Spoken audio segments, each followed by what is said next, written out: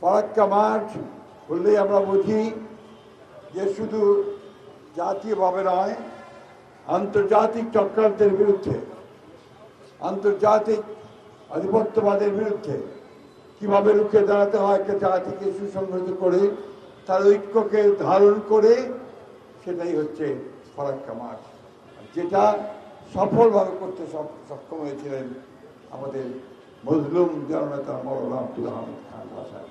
মওলানা ভাসানী একটা মহিরুহ, একজন কিংবদন্তি নায়ক। তিনি ছিলেন সে ব্রিটিশ ভারতের ব্রিটিশদের বিরুদ্ধে সংগ্রাম করা লড়াই করা মানুষ। তিনি তখনও সেই কৃষক শ্রমিক মেহনতি মানুষদের সঙ্গে নিয়ে লড়াই করতেন।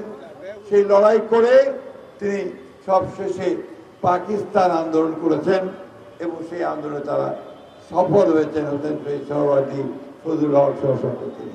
ফারাক্কা হচ্ছে আমাদের প্রতিরোধের একটা কথা। এই প্রতিরোধ গড়ে উঠেছিল যখন মওলানা ভাসানী ডাক দিয়ে মানুষকে সংগঠিত করে তিনি সামনের দিকে নিয়ে গিয়েছিলেন।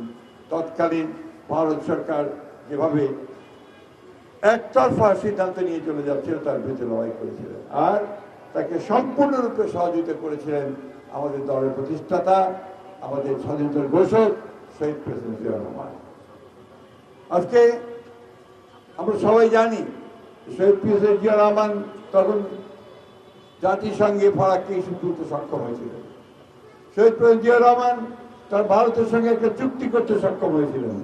তারই পরে বেগম খালেদা জিয়াও কিন্তু একইভাবে জাতিসংঘে ফারাক্কা বাঁধের কথা উল্লেখ করেছেন এবং তারপরে চুক্তি করতে সক্ষম হয়েছিলেন। এরপরে হাসিনা একটা করেছিল, এটা আমাদের এই যে এখন 26-এ এই 2026-এর ডিসেম্বর মাসে আপনার সেই চুক্তি শেষ হয়ে যাবে। এখন প্রশ্ন হয়ে উঠেছে যেটা নবায়ন হবে কিনা। এই প্রশ্নের মধ্যে আমরা যেটা মনে করি যে এখন জাতিকে আবার ঐক্যবদ্ধ হতে হবে। এটা কোনো দলের জন্য নয়, কোনো ব্যক্তির জন্য নয়, কোনো সরকারের জন্য নয়, নিজের জাতির স্বার্থে, দেশের স্বার্থে, মানুষের স্বার্থে আজকে সমস্ত দলগুলোকে, জনগণকে ঐক্যবদ্ধ হয়ে এই আমাদের গঙ্গা পানির যে হিস্সা, অন্যান্য নদীগুলোর যে হিস্সা, সেই হিস্সা আমাদের আদায় করতে হবে। এখন ইমিডিয়েটলি আমাদের গঙ্গা চুক্তি, ফারাক্কা চুক্তি বলা সেই চুক্তি সম্পন্ন করতে হবে। আমি আন্তরিকভাবে আজকে এই সভা থেকে ধন্যবাদ এবং কৃতজ্ঞতা জানাতে চাই প্রধানমন্ত্রীকে এবং তারেক রহমানকে। তিনি অত্যন্ত সময়োচিতভাবে ঠিক সঠিক সময়ে তিনি এই পদ্মা ব্যারেজের সিদ্ধান্ত গ্রহণ করেছেন এবং এই ব্যারেজ করার সিদ্ধান্ত নিয়েছেন। অর্থাৎ এই ব্যারেজটি করলেই আমরা একদিকে যেমন তাদের উপর চাপ সৃষ্টি করতে পারবো, অন্যদিকে আমাদের এলাকায় যে বিশাল এলাকা জুড়ে দক্ষিণাঞ্চলে এবং পশ্চিমাঞ্চলে যে মরুকরণের সমস্যার সৃষ্টি হয়েছে, লবণাক্ততার সমস্যার সৃষ্টি হয়েছে, সেগুলোকে আমরা অ্যাডজাস্ট করার সুযোগ পাবো। শুধু আমরা দীর্ঘকাল ফ্যাসিবাদের ভিতরে লড়াই করেছি, সংগ্রাম করেছি, তারপরে একসাথে সংগ্রাম করে আমরা 24-এর জুলাইয়ের মধ্য দিয়ে আমরা একটা গণতান্ত্রিক একটা পরিবেশ পেয়েছি, গণতান্ত্রিক একটা সুযোগ, গণতন্ত্রকে প্রতিষ্ঠা করার একটা সুযোগ এবং তারই মধ্য দিয়ে আমরা কিন্তু এই একটা 2025 সালে 26 সালের ফেব্রুয়ারি মাসে নির্বাচনের মধ্য দিয়ে আমরা সরকার গঠন করেছি।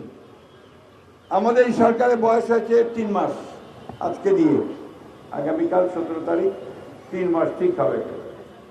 এই 3 মাসে আমরা চেষ্টা করেছি মূল সমস্যাগুলোকে চিহ্নিত করে সেই সমস্যাগুলো নিয়ে কাজ করার জন্য। আপনারা দেখেছেন ইতিমধ্যে আমাদের প্রাইম মিনিস্টার তিনি ফ্যামিলি কার্ড, কৃষক কার্ড, খাল খনন এবং অন্যান্য কর্মসূচি নিয়ে দেশের মানুষের মধ্যে একটা আশা সঞ্চার করেছেন।